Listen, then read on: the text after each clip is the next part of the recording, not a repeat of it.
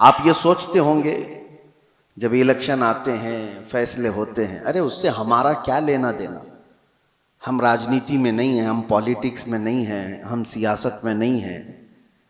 आप ये समझ करके बैठते होंगे, लेकिन मेरे अजीजों, हमारी जिंदगी पर सबसे ज्यादा असर करने वाली कोई चीज है तो वो सियासत है, वो पॉलिटिक्स है। आप चाहो या ना चाहो इस खेल का आप हिस्सा बनी जाओगे।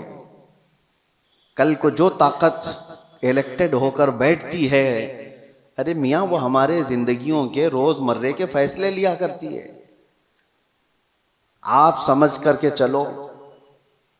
बहुत सारे लोग कहते हैं मौलाना को क्या जरूरत है सियासत पे बात करने की। मियां हम भी तो दुनिया का ये हिस्सा हैं, और हम भी तो जिस जगह जी रहे हैं वहां तो सियासत ही है।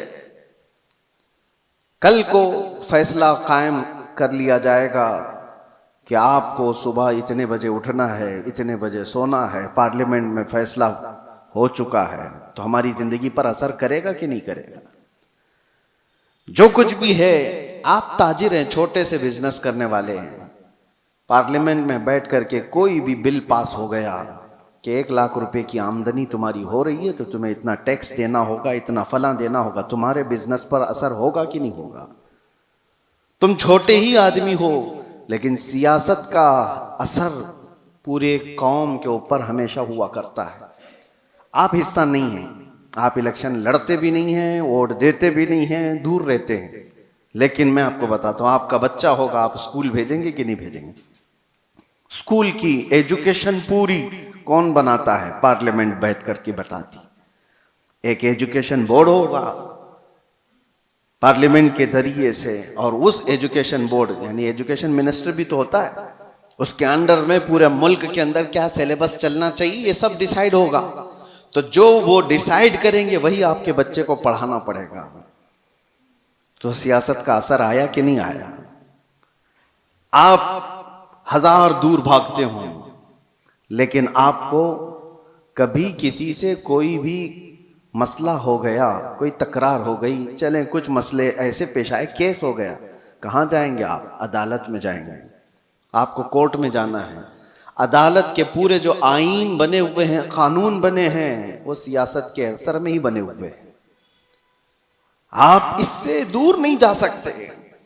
मैं ये सारी तमहीद इसलिए अर्ज कर रहा हूं कि दुनिया में जो भी ताकत पर बैठता है उसका असर अवाम पर होता है।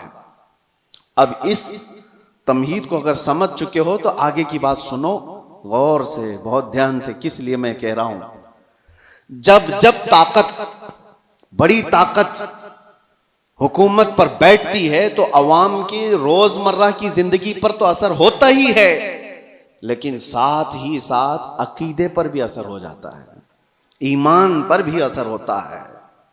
इसीलिए जब हुकूमत पर जब बड़ी ऐसी ताकतें आती हैं जिनका अकीदा बिल्कुल मुखालिफ हो तुम्हारे ईमान से, उसके बावजूद उसका असर देखने को मिलता है अवामुन नास पर। अब जो हालात उभर कर के आ रहे हैं, देखना, मेरी बात को आप याद रखें, मैं प्रिडिक्शन नहीं करता हूं, कोई भविष्यवाणी नहीं है, लेकिन दस्तूर ऐसा चला है, मैं आपसे कह रहा हूं। कल को अगर ईरान का दबदबा बढ़ता है तो फिर जो हालात पेश आने वाले हैं, मैं इसके मुखालिफत में ये नहीं कह रहा हूं, वो नहीं होना चाहिए, नहीं होना चाहिए। हजारों लाखों वो लोग होंगे जो अपने अकीदे पर फिर से देखने पर मजबूर हो जाएंगे। अहले सुन्नत जमात के लिए एक बड़ा मसला भी होगा।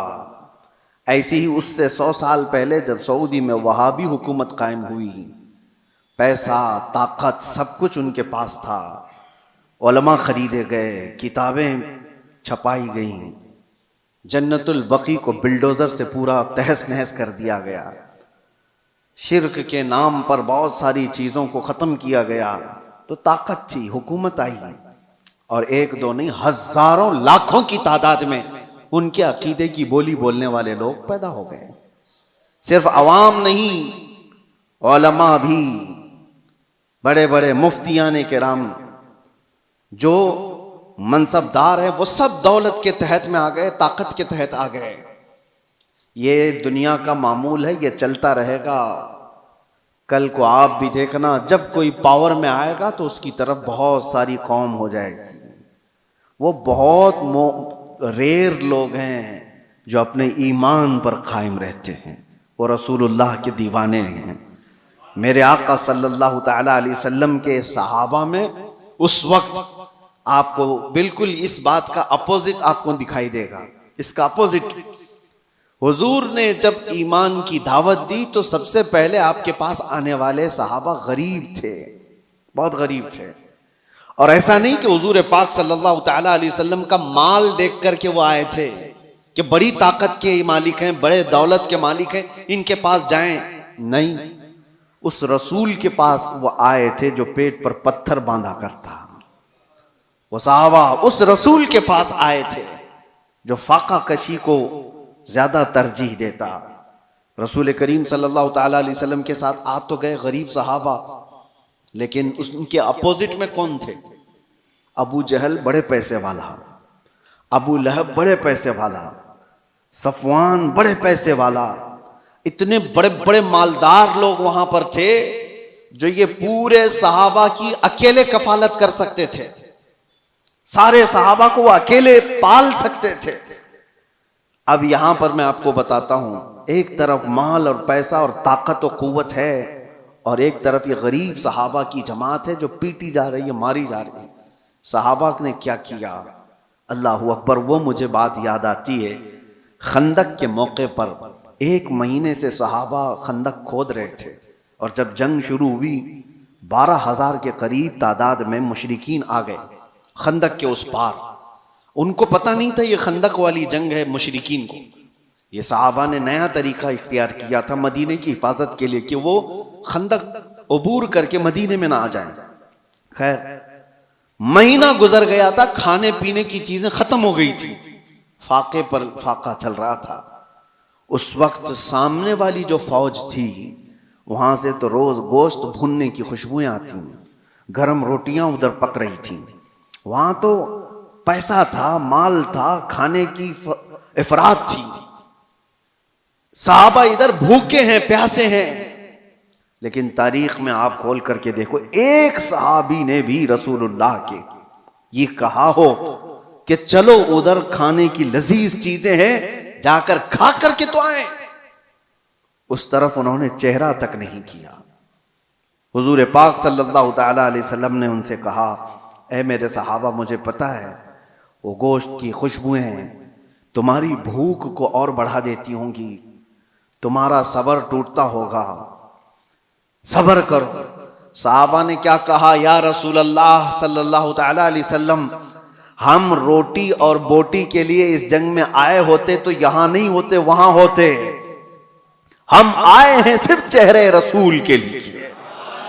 हमारी भूख का इलाज है मुस्तफा का चेहरा, हमारी बीमारियों का इलाज है मुस्तफा का चेहरा। इस दीन से उन लोगों ने एक बाल बराबर भी बगावत नहीं की। लेकिन वो अवाम की बात है कि जब जब ताकत किसी ऐसे गुमराह के पास भी आ गई तो उसकी गुमराही की तारीफ करने वाली एक जमात पैदा हो जाएगी। हाँ, एक जमात पैदा हो जाएगी। अरे दूर तो छोड़ो, हमारे इस मुल्क में कुछ सालों पहले एक कॉन्फ्रेंस हुई थी दिल्ली में, आपको पता नहीं होगा। उसमें बड़े बड़े उलमा और बड़े बड़े सूफियों को जमा किया गया था। और कॉन्फ्रेंस कराने वाले कौन थे? कॉन्फ्रेंस कराने वाले मुल्क के प्राइम मिनिस्टर थे। मुसलमानों की, सूफियों की, खानकाहों की कॉन्फ्रेंस कराई गई थी। ठीक है, उलमा भी उसमें शरीक हैं, खानकाहों के गद्दी नशीन और गधे नशीन सब उसमें शामिल हैं। और शुरू हो रही है कॉन्फ्रेंस तो मुझे हैरत होती है, कसीदा पढ़ने वाला कोई मौलवी कसीदा पढ़ता है बादशाह की शान में, खुदा करे कि तेरी उम्र को उम्र खिजर अता हो। ये दुआ दी जा रही है। मैं ये कहता हूं मेरे अजीजों, ये सारा मंजर एक तरफ, लेकिन जो मैं बात कह रहा हूं, ताकत और सियासत जब आ जाती है तो बहुत सारे लोगों के अकीदे पर भी असर पड़ता है। उस वक्त अपना अकीदा बचाना ये बहुत बड़ा चैलेंज होता है।